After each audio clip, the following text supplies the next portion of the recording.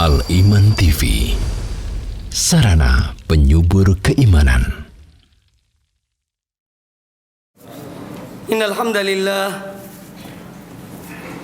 nahmaduhu wa nasta'inuhu wa nastaghfiruh wa na'udzu billahi min shururi anfusina wa min sayyiati a'malina may yahdihillahu fala mudilla lahu wa man yudlil fala hadiya lahu. أشهد أن لا إله إلا الله وحده لا شريك له وأشهد أن محمدا عبده ورسوله يا أيها الذين آمنوا اتقوا الله حق تقاته ولا تموتن إلا وأنتم مسلمون يا أيها الناس اتقوا ربكم الذي خلقكم من نفس واحدة وخلق منها زوجها وبث منهما رجالا كثيرا ونساء واتقوا الله الذي تساءلون به والأرحام إن الله كان عليكم رقيبا يا أيها الذين آمنوا اتقوا الله وقولوا قولا سديدا يصلح لكم أعمالكم ويغفر لكم ذنوبكم ومن يطع الله ورسوله فقد فاز فوزا عظيما. أما بعد فإن أحسن الحديث كتاب الله وخير الهدي هدي محمد صلى الله عليه وآله وسلم وشر الأمور محدثاتها وكل محدثة بدعة وكل بدعة ضلالة وكل ضلالة في النار. Kaum muslimin rahimakumullah, alhamdulillah pada kesempatan yang baik ini kita kembali bertemu dalam pembahasan kitab At-Targhib At-Tarhib, dan pembahasan kita masih pada bab tentang At-Targhib fi ittiba'il kitabi was sunnah, anjuran untuk mengikuti Alkitab yaitu Al-Quranul Karim dan sunnah Nabi sallallahu alaihi wa alihi wasallam. Hadis yang terakhir yaitu hadis Abu Ayyub Al-Ansari radhiyallahu anhu dari Auf bin Malik qala kharaja alaina Rasulullah sallallahu alaihi wasallam wa huwa mar'ubun faqal, pernah suatu ketika Rasulullah sallallahu alaihi wasallam keluar kepada kami dan beliau dalam keadaan gemetar. Faqal, kemudian beliau berkata, ati'uni ma kuntu baina adhurikum, taatlah kamu sekalian pada aku selama aku berada di tengah-tengah kalian. Wa alaikum bi kitabillahi, dan hendaklah kalian berpegang teguh kepada kitab Allah. Ahillu halalahu wa harrimu haramahu, halalkanlah apa yang dihalalkan oleh Al-Quran atau Alkitab, dan haramkanlah apa yang diharamkan oleh Al-Quranul Karim. Ini telah kita bahas pada pertemuan yang lalu. Kemudian ada perkataan Abdullah bin Mas'ud sebelumnya, yaitu al-iqtisadu fi sunnati ahsanu min al-ijtihad fil bid'ati.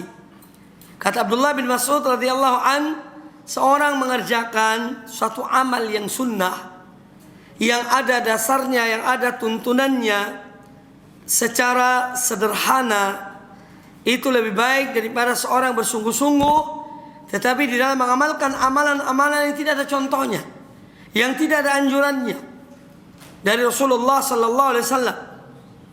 Karena agama ini sudah sempurna, sudah cukup apa yang diajarkan oleh Allah dan Rasulnya kepada kita. Dan apabila kita cermati tentang agama kita ini, bahwa Islam ini adalah agama yang mudah. Makanya kata Rasul alaihi wasallam, ad-dinu yusrun, sungguhnya agama ini mudah. Kemudian Allah Ta'ala berfirman dalam Al-Quranul Karim, yuridullahu bikumul yusra wa la yuridu bikumul usra. Allah menghendaki bagi kalian kemudahan, dan Allah tidak menghendaki bagi kalian kesulitan. Dan apabila kita melihat amalan-amalan yang tidak dicontohkan oleh Rasulullah SAW dari perbuatan-perbuatan manusia, maka kita akan jumpai alangkah beratnya amalan-amalan itu. Mereka amalan itu membebani sesuatu yang tidak dibebankan oleh agama Allah Subhanahu wa taala. Maka orang yang iktisad, yang mencukupi, yang di dalam mengamalkan amalan-amalan sunnah yang diajarkan oleh Rasulullah SAW, itu lebih baik, ya, dan lebih mudah bagi umat ini. tidak menyulitkan umat ini. Tetapi kalau seorang mengikuti perbuatan-perbuatan yang tidak dicontohkan oleh Rasulullah SAW, dari perbuatan-perbuatan yang baru dalam agama ini, maka ini akan menyulitkan mereka. Dan banyak di antara mereka mengeluh karena kesulitan-kesulitan akibat dari bid'ah yang dilakukannya. Oleh karena itu marilah kita menyadari hal ini, bahwa mengikuti petunjuk Rasulullah SAW itulah yang terbaik dan itulah yang termudah, itulah yang paling mudah bagi umat ini. Kemudian hadis yang berikutnya, qala al-Imam al-Mundhiri rahimahullah wa an Abis bin Rabi'ah qala, dari Abis bin Rabi'ah rahimahullah, beliau berkata, ra'aitu Umar ibn al-Khattab radhiyallahu anhu yuqabbilu al-hajara, yakni al-hajar al-aswad. Aku melihat, kata Abis bin Rabi'ah, aku melihat Umar bin Khattab radhiyallahu anhu mencium hajar, itu hajar aswad. Wa yaqul, ya, dan beliau berkata, inni la a'lamu annaka hajarun. Ketika beliau mencium hajar aswad, beliau mengatakan, sesungguhnya aku ini benar-benar mengetahui annaka hajarun, bahwa engkau wahai hajar aswad, kamu ini batu. La tadurru wa la tanfa. Kamu tidak bisa memberikan mudarat dan juga tidak bisa memberikan manfaat. Walaula anni ra'aitu Rasulullah sallallahu alaihi wasallam yuqabbiluka ma qabbaltuka. Kalau saja bukan karena aku melihat Rasulullah sallallahu alaihi wasallam menciummu, niscaya aku tidak akan menciummu. Ma qabbaltuka. Hadis ini riwayat Imam Al-Bukhari, Imam Muslim, Abu Dawud dan yang lainnya. Nah, sikap Umar bin Khattab radhiyallahu taala anhu menunjukkan, dan beliau adalah orang yang cerdas radhiyallahu anhu. Beliau ingin mengajarkan kepada kita bahwa agama ini adalah ittiba'. Ad-dinu ittiba', la ibtida'. Agama ini adalah mengikuti dan bukan membuat yang baru. Bukan membuat bid'ah. Itu Islam. Kadang-kadang ada amalan dalam agama kita ini diperintahkan Allah dan Rasulnya, atau dianjurkan Allah dan Rasulnya, yang tidak masuk di akal kita. Tetapi karena agama ini mengikuti, ya diikuti. Makanya Umar bin Khattab mengatakan ketika beliau mencium hajar aswad, ya, bahwa aku tahu bahwa kamu ini batu. Dan batu tidak bisa memberi manfaat, tidak bisa memberi mudarat. Termasuk batu ya akik. Ya. Tahu akik ya, ini yang pernah booming. Ya. Iya. Kadang-kadang batu ini bahkan banyak kaum muslimin, sebagian dari kaum muslimin yang mempercayai batu ini. Batu keramat, mujur. Kalau pakai ini barangnya laris. Kalau tidak menggunakannya tidak laku. Semua ini perbuatan-perbuatan syirik, disadari atau tidak. Karena yang memberikan rezeki, yang memberikan manfaat, yang memberikan mudarat atau yang menimpakan mudarat adalah Allah Subhanahu wa taala. Ya. Bukan batu, bukan benda-benda yang lainnya. Makanya apa yang dilakukan oleh Umar bin Khattab radhiyallahu taala anhu mengajarkan kepada kita bahwa agama ini adalah ittiba', mengikuti.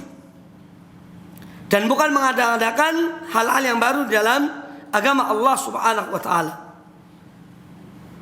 Kemudian yang kedua, yang diambil dari apa yang dilakukan oleh Umar bin Khattab radhiyallahu taala anhu, bahwa hajar aswad adalah hajar, batu tetap batu, baitullah ya baitullah.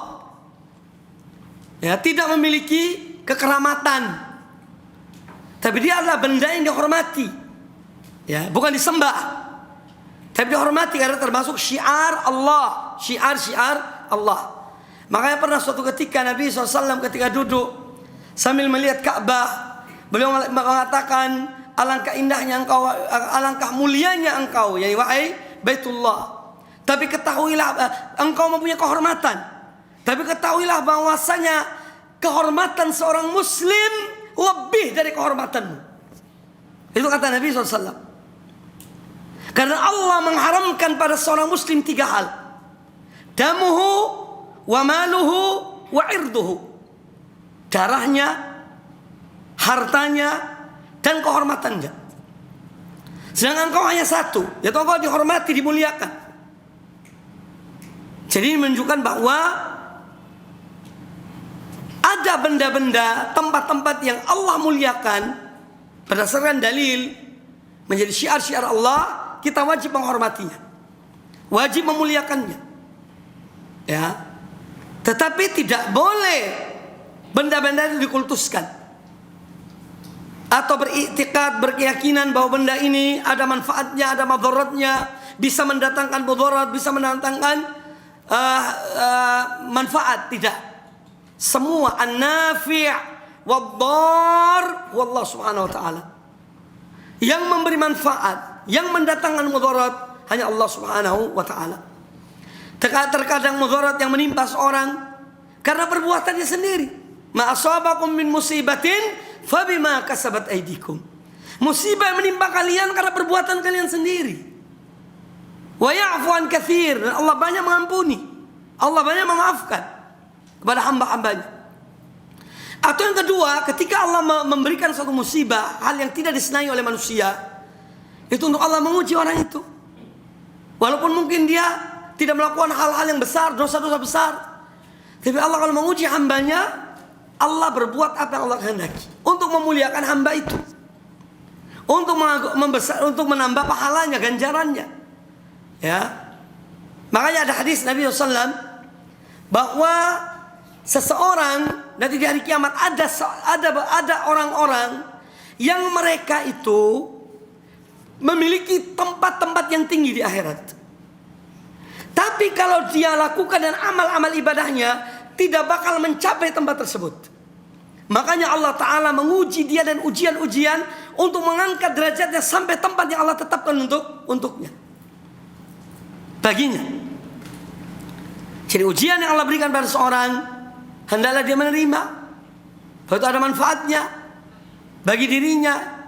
Ya, baik dia ketahui atau tidak.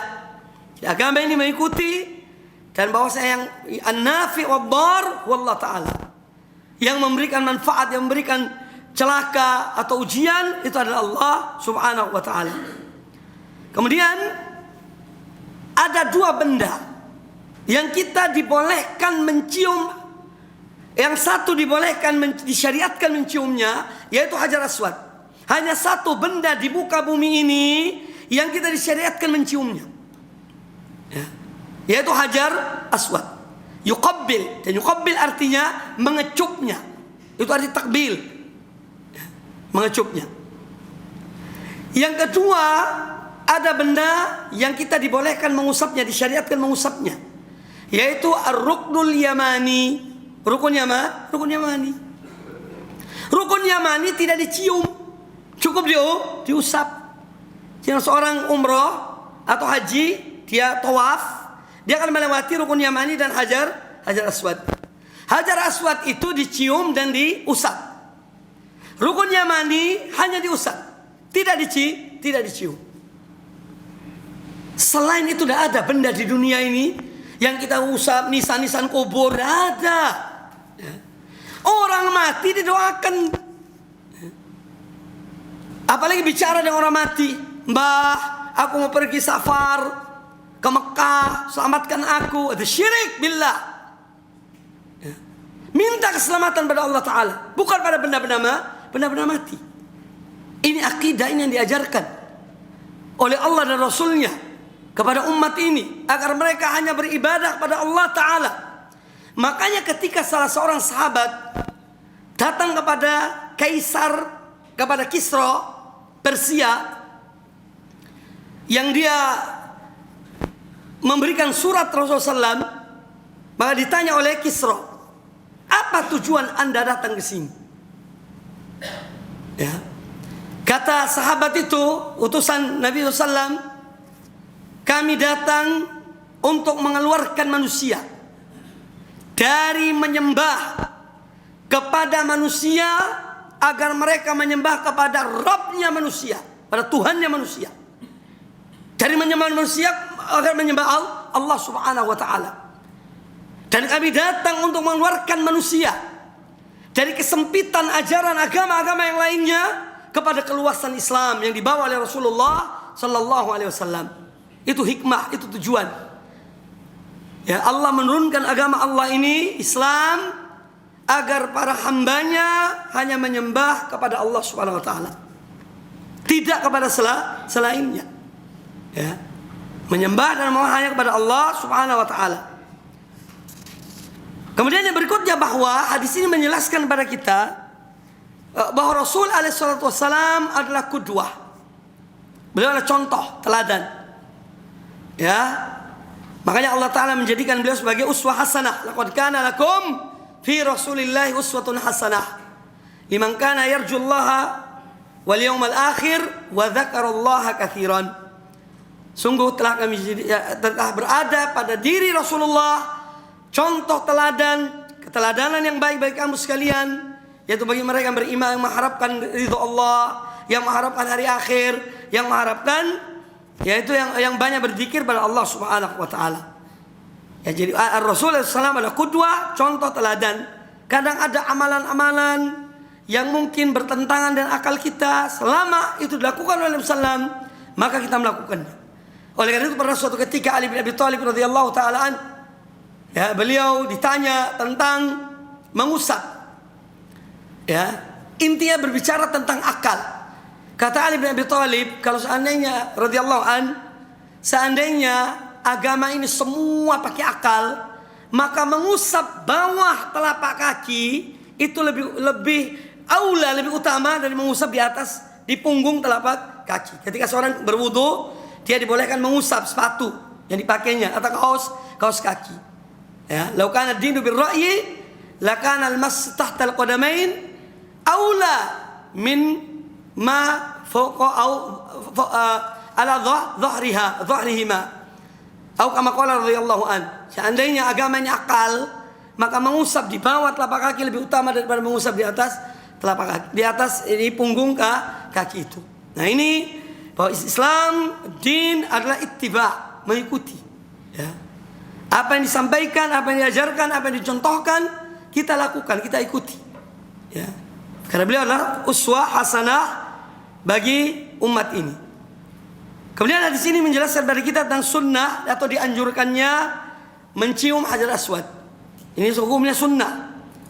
Ya, makanya para ulama mengatakan, ya, kalau hanya karena akan mencium hajar aswad seorang mendolimi saudaranya dan menyikutnya, yang mendorongnya, itu tidak boleh. Ya, tidak dibenarkan. Seorang bisa mencium-cium, tidak punya kesempatan, ya sudah, itu bukan hal yang wajib. Bukan hal yang wajib, tapi anjuran. Dan seorang kalau tidak mencium hajar aswad bukan berarti tawafnya batal atau tawafnya kurang. Tidak, tetap tawaf itu ya tetap tawaf selama 7 kali berkeliling ke Ka'bah. Ya, jadi ini yang harus kita pahami tentang ya iman kita kepada ya syiar-syiar Allah Subhanahu wa taala. Salah satunya adalah Al-Ka'bah Al-Musyarrafah, Ka'bah yang mulia, dan Al-Hajar Al-Aswad. Sebagaimana dipahami oleh para salaf, ya, salah satunya adalah Umar bin Khattab radhiyallahu taala anhu. Kemudian hadis yang berikutnya.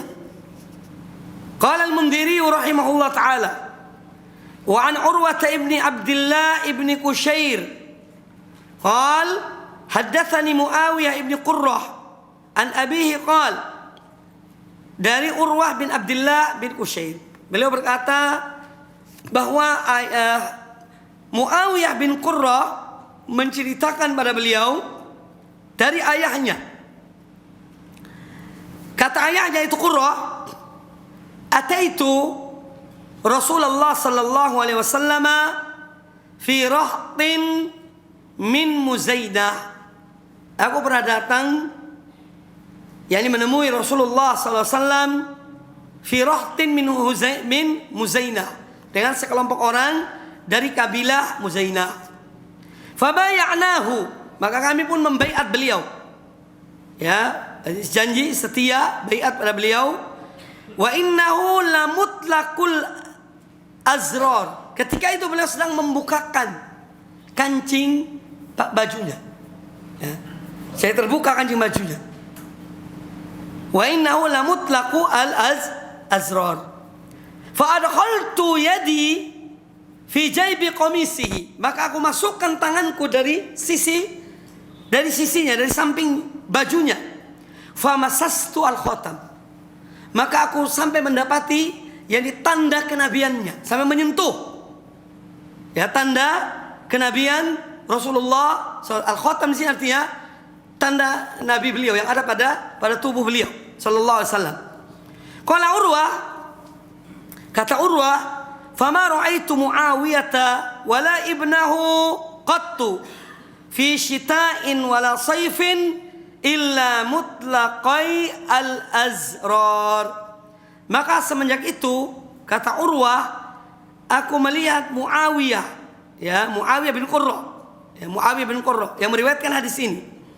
Muawiyah dan tidak pula anaknya, aku tidak melihat, aku tidak pernah melihat mereka, yaitu baik dalam musim syita, musim dingin, ataupun musim panas, saif, illa mutlaqai al-azrar. Mereka membuka kancing bajunya. Ini saking mengikutinya, ya. Jadi hadis ini dibawakan oleh Al-Mundhiri dalam kitab At-Targhib fi Ittiba'i Sunnah, sampai dalam hal kebiasaan. Padahal orang ngancing atau tidak ngancing baju itu tidak ada kaitan dengan ibadah, itu adalah adat, kebiasaan. Tetapi ketika seorang berniat mengikuti Rasulullah SAW, maka dia menjadi ibadah. Ya.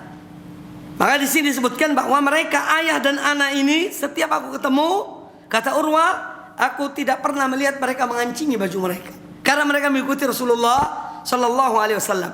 Dan akan ada beberapa contoh yang lainnya bagaimana para sahabat mengikuti Rasulullah sallallahu alaihi wasallam. Di antaranya adalah yang akan datang sesudah ini, hadis Abdullah ibnu Umar radhiyallahu anhuma. Nah, jadi hadis ini menjelaskan kepada kita tentang baiat di zaman Nabi alaihissalam. Para sahabat yang masuk Islam, mereka datang kepada Rasulullah SAW untuk membaiat beliau. Baiat tentang bertauhid pada Allah, ya, dan hal-hal yang diperintahkan oleh Nabi sallallahu alaihi wasallam. Kemudian juga di sini menjelaskan kepada kita tentang semangat mereka untuk mengetahui tentang tanda kenabian Rasulullah SAW. Dan ini tidak setiap orang berani melakukannya, ya, kecuali Qurrah ini. Dia mengatakan, aku masukkan tanganku dan aku menyentuh, aku memegang tanda kenabiannya sallallahu alaihi wasallam. Dan ini juga menunjukkan bahwa Nabi SAW ada tandanya, bahwa beliau seorang nabi. Juga seperti pada kisah pendeta Bahiro, ya, perjalanan dengan Rasulullah SAW dengan Abu Talib ke negeri Syam. Walaupun ada riwayat atau ada perkataan para ulama tentang masalah itu, tapi inilah kisah yang masyhur, karena dia melihat tanda dari Rasulullah SAW. Salah satu tanda beliau adalah dinaungi oleh awan selama perjalanan, ya, ketika pergi negeri Syam. Jadi Rasulullah SAW ada tanda kenabiannya, baik dari perintah Allah kepada awan untuk mengikuti menaungi beliau, ataupun tanda pada jasadnya, pada tubuhnya. Kemudian di sini menjelaskan kepada kita tentang mereka mengikuti, ya, syiddatul ittiba', ya, sangat mengikuti Rasul alaihi salatu wassalam, bahkan dalam berpakaian, ya, padahal itu semua adalah bagian dari adat kebiasaan manusia. Tetapi tatkala seorang niat karena Allah dan mengikuti Nabi sallam, maka dia menjadi sunnah, menjadi ibadah. Kemudian hadis tadi riwayat Imam Ibnu Majah. Kemudian wa Ibnu Hibban fi sahihihi, dan lafadznya juga dari Ibnu Hibban, wa qala Ibnu Majah illa mutlaqatan azraruhuma. Jadi Qurrah, ya, Muawiyah dan anaknya itu selalu, kalau setiap ditemui oleh Urwah, maka dia menjumpai mereka sedang membuka terbuka kancing baju mereka. Kemudian an Mujahid qol, dari Mujahid beliau berkata, hunna ma ibni Umar rahimahullah fi safar. Pada suatu ketika kami bersama Abdullah bin Umar di sebuah perjalanan, pada sebuah perjalanan safar. Famarra bimakan, maka Abdullah bin Umar melewati satu tempat. Fahada anhu, kemudian beliau sampai di satu tempat, beliau pergi ke tempat yang lain. Al-hada itu disebutkan di sini, tanaha anhu, beliau menyingkir dari tempat itu. Ya. Saya sampai di satu tempat, kemudian beliau menyingkir dari tempat itu. Akhadha yaminan aw shimalan, dia ke kanan atau ke kiri atau ke kanan. Intinya dia sambil tempat itu, kemudian dia pergi dari tempat itu ke kiri atau ke kanan. Dan fahada anhu, kemudian fasuila, lalu Abdullah bin Umar ditanya, mengapa beliau kok nyingkir dari tempat itu dan dia pergi ke tempat yang lain? Qal lima fa'alta dzalika, mengapa Anda lakukan hal itu? Qal, kata Abdullah bin Umar radhiyallahu anhuma, ra'aitu Rasulullah sallallahu alaihi wasallam fa'ala hadza. Aku melihat Rasulullah melakukan hal ini. Fa fa'altu, maka aku pun lakukan. Yani di tempat itu. Jadi Abdullah bin Umar pernah safar bersama Nabi sallallahu, berhenti di tempat yang sama, dan beliau Rasulullah juga pergi dari tempat itu ke satu tempat dekat situ. Maka Abdullah bin Umar pun ingin mengikuti beliau. Dan ini tidak dilakukan. Tentang Abdullah bin Umar banyak riwayat-riwayat bagaimana beliau jadi sangat mengikuti Rasulullah, bahkan tempat-tempat Rasulullah sholat beliau datangi, beliau sholat. So, Abdullah bin Umar ibn Khattab radhiyallahu anhuma. Kemudian wa an ibni Umar radhiyallahu anhuma, juga dari Abdullah bin Umar radhiyallahu anhuma, annahu kana ya'ti syajaratan baina Makkah wal Madinah fayaqilu tahtaha. Juga Abdullah bin Umar, beliau itu pernah datang dalam perjalanan beliau antara Makkah dan Madinah.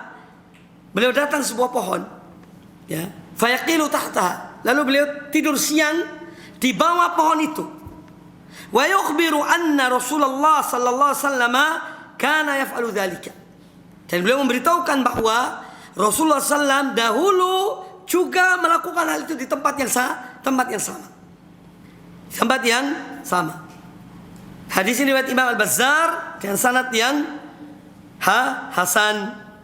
Nah, jadi ini hal-hal yang bisa diambil dari contoh-contoh yang dilakukan oleh Abdullah bin Umar, bahwa beliau selalu mengikuti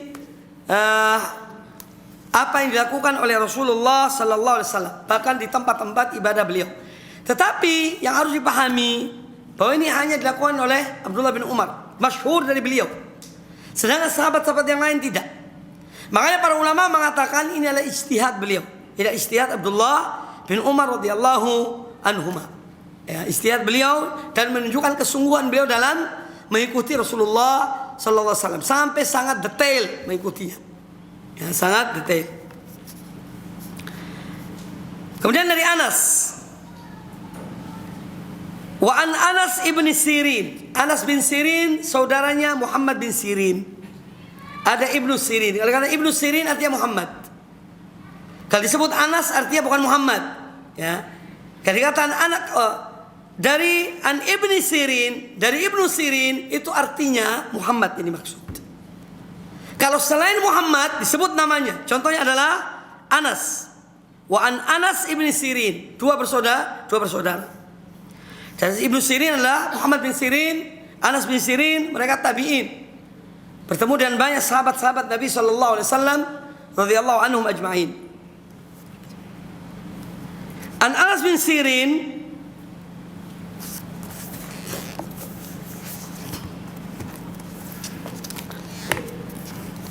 kata beliau, kuntu ma'a ibni Umar rahimahullah bi Arafat.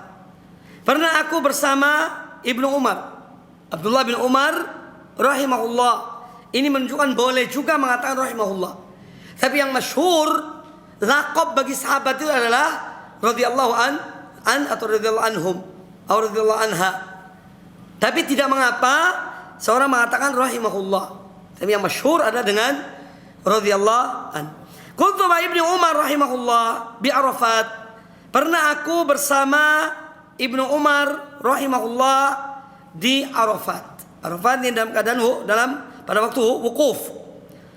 Falamma kana hina raha ruhtu ma'ahu. Maka ketika datang saatnya untuk pergi, ya, untuk berjalan, maka aku berjalan bersamanya. Aku mengikutinya.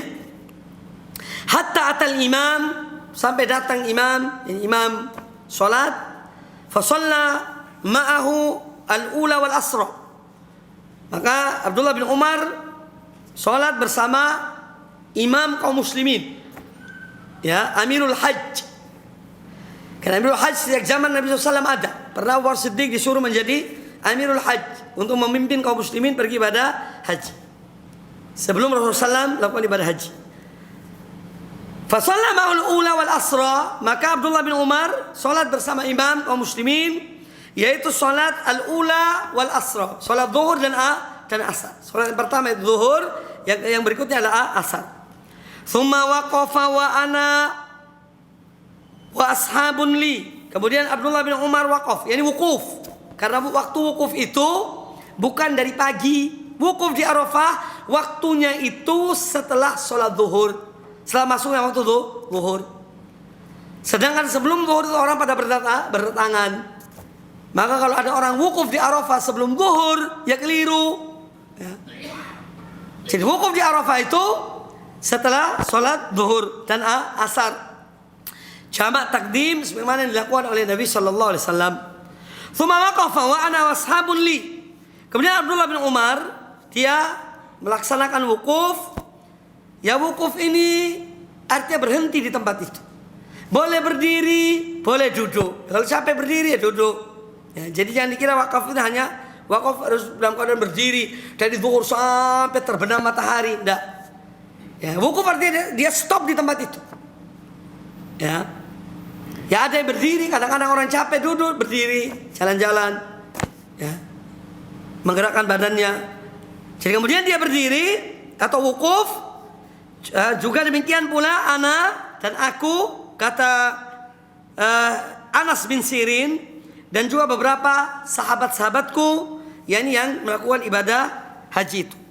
Hatta afadhal imam, sampai kemudian imam pemimpin haji itu selesai dari wukufnya, dia bergerak meninggalkan Arafah. Fa afadna ma'ahu, maka kami pun ikut bergerak bersama imam pemimpin haji itu, Amirul Hajj. Hatta intaha ilal madiq duna al-mi'zamain, sehingga kami kemudian bergerak meninggalkan tempat itu, ya, sampai ketika Ibnu Umar tiba di jalan, sebuah gang, jalan yang sempit, ya, di sebelah atau sebelum al-ma'zimaini, ya, ini satu tempat sana. Dia menundukkan untanya. Fa anakho yang disuruh untanya duduk. Wa anakhna, dan kami pun yakni melakukan hal yang sama. Wa nahnu nahsibu annahu yuridu an yusalli, dan kami menduga bahwa beliau Abdullah bin Umar akan melaksanakan salat di situ. Faqala gulamuhu alladhi yumsiku rahilatahu, maka budaknya Abdullah bin Umar, gulam itu dia budak mereka, budak Abdullah bin Umar yang memegang untanya Abdullah bin Umar, ya, innahu laisa yuridus shalah, dia mengatakan pada Anas bin Sirin dan sahabat-sahabatnya bahwa Abdullah bin Umar bukan menghendaki itu. Dia tidak menghendaki salat. Walakinnahu dzakara anna an-nabiy sallallahu alaihi wasallam lamma intaha ila hadzal makan, tetapi beliau mengingat bahwa Nabi sallallahu alaihi wasallam pernah ketika dalam perjalanan beliau yakni ketika beliau melakukan ibadah haji, ya, walakinnahu dzakara anna an-nabiy sallallahu alaihi wasallam lamma intaha ila hadzal makan qada hajatahu. Kata yang membawa ontanya Abdullah bin Umar, ya, ketika dia melihat Abdullah bin Umar, mereka menghentikan onta itu, bahwa Abdullah bin Umar mengingat bahwa Nabi SAW pernah ketika itu di tempat tersebut, ya, lama intaha, ketika sampai di tempat itu, ila hadal makan, qada hajatahu, beliau buang air di situ, ya, beliau buang air di tempat itu. Fahuwa yuhibbu an yaqdiya hajatahu. Maka Abdullah bin Umar pun ingin melakukan hal yang sama seperti yang dilakukan oleh Nabi SAW. Maka dari itu saya atau dikatakan para ulama bahwa hal ini adalah dari ijtihad Abdullah bin Umar. Beliau sangat ingin mengikuti Rasulullah SAW. Saya seperti apa yang beliau lakukan ini. Ya. Disebutkan di sini oleh Al-Mundhiri rahimahullah. Wal atharu anis sahabati radhiyallahu anhum fi ittiba'ihim lahu wa iktifa'ihim sunnatahu katsir jiddan.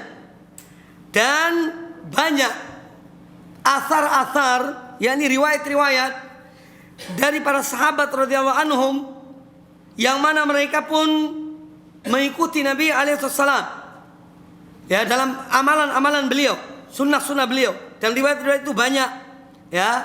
Riwayat-riwayat itu banyak. Salah satunya apa yang dilakukan oleh Abdullah ibni Umar radhiyallahu anhuma. Nah, ini adalah di antara riwayat-riwayat yang menjelaskan kepada kita tentang syiddatul ittiba. Abdullah bin Umar betul-betul beliau sangat mengikuti Rasul alaihi wasallam, makanya dimasukkan kisah ini ke dalam bab ini, ya. Supaya kita mengetahui bahwa ada orang yang mengikuti beliau lebih dari kita. Kalau ada seorang mendakwakan ittiba Nabi, ittiba Rasul, ya ada yang lebih dari itu. Wa fawqa kulli dzi ilmin alim. Di atas setiap orang alim ada orang yang lebih berilmu. Supaya kita ini tawadhu, supaya kita menyadari diri kita banyak kekurangan. Ya, banyak kekurangan. Itu yang terbaik bagi seorang hamba. Ya, orang yang tawadhu Allah memuliakannya. Orang yang takabur Allah menghinakannya. Ya. Nah, adapun bab yang berikutnya yaitu at-tarhib min tarki sunnati wa irtikabil bid'ah wal ahwa. Bab yang berikutnya adalah tarhib. Tarhib itu yakni peringatan, ya, supaya hati-hati, ya. Ya, at-tarhib min tarki sunnah. Ancaman, ya, atau peringatan agar seorang hati-hati di dalam meninggalkan sunnah, ajaran Nabi SAW. Sunnah di sini bukan sunnah yang dimaknai oleh ulama fikih. Kalau dilakukan mendapat pahala, kalau ditinggalkan tidak berdosa. Bukan itu yang dimaksud. Sunnah ini tuntunan beliau, alaihi salatu wassalam, ajaran beliau. Nah, tuntunan Nabi SAW itu ada yang derajatnya wajib, ada yang derajatnya mustahab, anjuran. Ya. Itu tuntunan Nabi SAW. Tapi kalau dikatakan sunnah, sunnati, ajaranku, tuntunanku, pola hidupku, itu maknanya. Jadi bukan yang dimaksud dalam hadis ini, dalam bab ini, yaitu sunnah secara atau definisi ulama fikih, tidak. At-tarhib min tarki sunnah wa irtikabil bid'ah wal ahwa.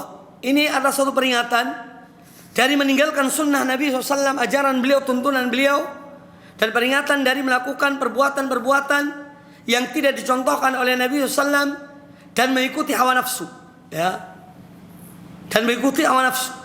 Dilarang oleh Allah Subhanahu wa taala, dilarang oleh Rasulullah sallallahu alaihi wasallam.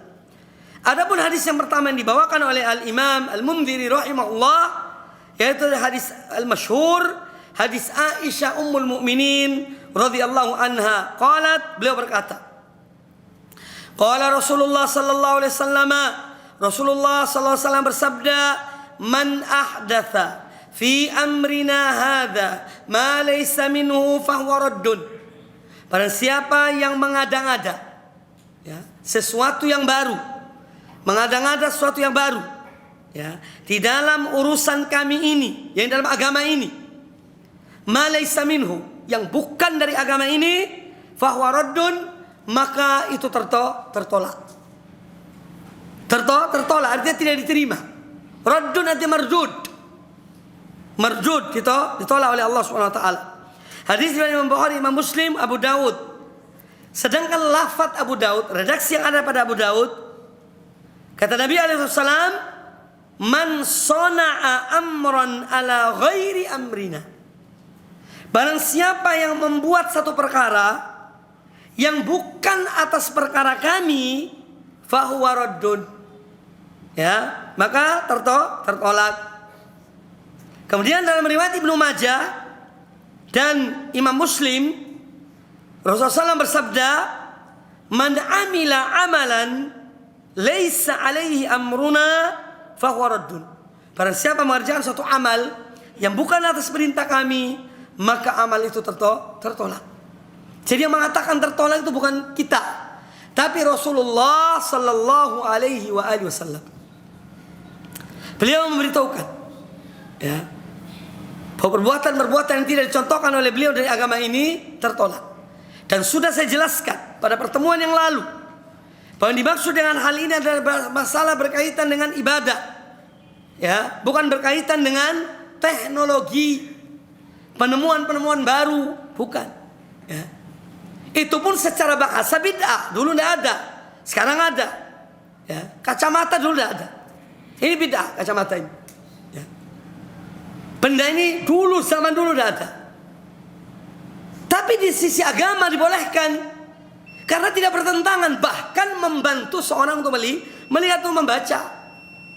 Ya. Al-Imam Ibnu Katsir rahimahullah taala itu menulis kitab Jami'ul Masanid pada akhir kehidupannya. Itu diteliti oleh para ulama kira-kira 30 jilid. Sampai beliau buta hanya menggunakan lilin, lampu. Al-Imam Ibnu Katsir dulu tidak ada kacamata. Ya. Sampai mata buta.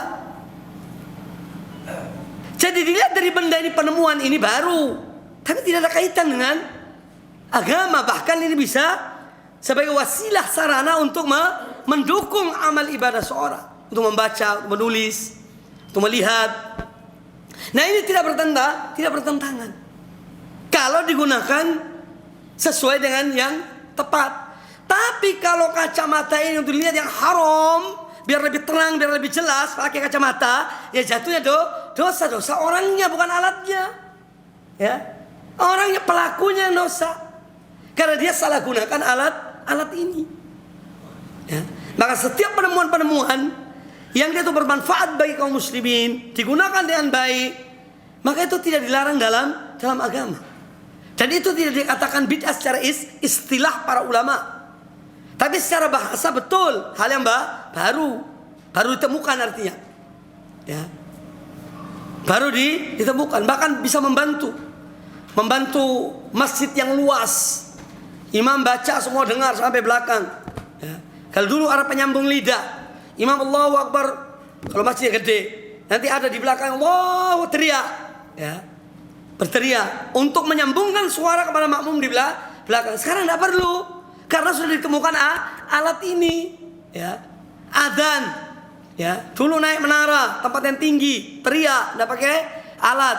Setelah ditemukan, tidak usah naik, cukup di bawah. Tapi ini tersampaikan. Nah ini yang harus kita pahami. Yang dimaksud dengan bid'ah dalam agama itu berkaitan dengan ibadah, ya, bukan berkaitan dengan teknologi, tidak. Karena agama ini sudah sempurna. Allah Ta'ala mengatakan al-yawma akmaltu lakum dinakum wa atmamtu alaikum ni'mati wa raditu lakumul Islam madina. Pada hari ini, yaitu hari Arafah, tahun ke-8 Hijriah, ketika Nabi SAW melakukan ibadah haji, ya, tahun ke-10, ketika beliau melakukan haji wada, bahwa beliau alaihissalam, Allah menurunkan firman-Nya kepada beliau, al-yawma akmaltu lakum dinakum. Pada hari ini aku sempurnakan bagi kalian agama kamu sekalian. Ya, wa atmamtu alaikum nikmati, dan aku sempurnakan, aku cukupkan bagi kalian nikmatku. Maka ini menunjukkan nikmat terbesar adalah sempurnanya agama. Makanya Allah mengatakan, dan aku cukupkan nikmatku pada kalian. Ya. Maka tidak ada nikmat yang lebih besar daripada sempurnanya agama Allah ini.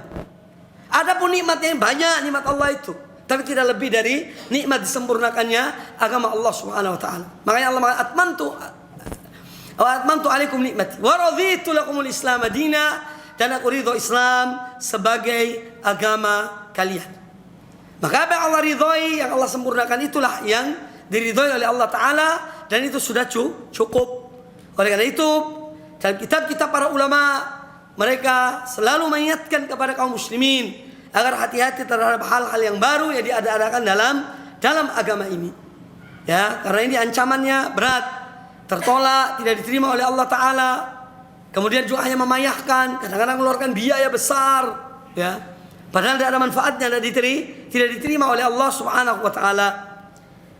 Maka hadis ini dan beberapa redaksi yang ada menunjukkan tentang perintah untuk kita berpegang kepada sunnah dan ajaran Rasulullah sallallahu alaihi wasallam. Yang kedua, hadis ini menjelaskan kepada kita tentang amalan-amalan yang tertolak, yaitu yang diada-adakan di dalam agama ini yang tidak ada landasannya, tidak ada dasarnya, tidak ada contohnya. Walaupun orang yang melakukannya mengatakan ya atau ya insya Allah diterima, insya Allah. Ya jelas hadis Rasulullah SAW ini bahwa ini mardud, tertolak. Kemudian bahwa hadis ini menjelaskan kepada kita ada amalan zahir, ada amalan yang batin. Amalan-amalan yang zahir, contoh disebutkan di sini man amila amalan. Ini menunjukkan amalan yang tampak. Suatu amal ya yang dilakukan oleh seorang yang bukan atas perintah kami, maka amal itu tertolak. Dan alangkah banyaknya amal-amal yang dilakukan dikait-kaitkan dengan ibadah tapi tidak pernah diajarkan dan diperintahkan oleh Nabi sallallahu alaihi wasallam, maka itu tertolak. Termasuk dalam hal ini adalah uqud, ya, perjanjian-perjanjian yang batil, yang tidak berdasarkan pada agama Allah, maka tertolak. Ya. Walaupun mereka sepakat antara yang berjanji, dua pihak yang berjanji. Ya. Ada seorang berjanji misalnya dalam bahwa dia meminjam uang dan akan mengembalikannya lebih dari apa yang dipinjamnya. Ini perjanjian tanda tangan, ya, yang memberi dan yang menerima. Sama-sama tangan. Ini termasuk uqud batil, akad batil, karena ada kaitan dengan riba. Ya. Maka akan itu batil. Atau perjanjian yang bertentangan dengan agama Allah, maka perjanjian tertolak. Termasuk al-ihdats fid din, termasuk mengadakan dalam agama. Jadi semua sudah ada ketentuannya, ya, tinggal bagaimana kita membaca, mempelajari, kemudian kita mengamalkan apa yang sudah diajarkan oleh Allah dan Rasulnya, Nabi kita Muhammad sallallahu alaihi wasallam. Kaum muslimin rahimani wa rahimakumullah, demikianlah kajian kita pada kesempatan yang baik ini. Semoga bermanfaat. Aqulu qouli hadza, subhanakallahumma bihamdika, asyhadu an la ilaha illa anta, astaghfiruka wa atubu ilaik.